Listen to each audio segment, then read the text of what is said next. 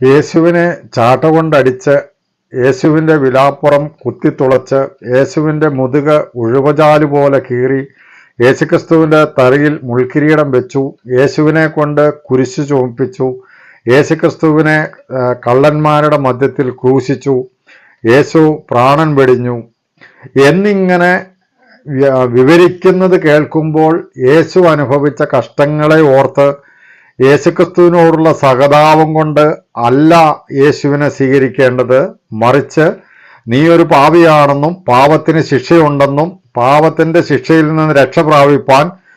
രക്ഷിപ്പാൻ വന്ന രക്ഷകനാണ് കർത്താവായ യേശുക്രിസ്തു എന്നുള്ളത് കൊണ്ടും അവനിലൂടെ അല്ലാതെ മറ്റൊരു വിധത്തിലും പാപത്തിൻ്റെ ശിക്ഷയായ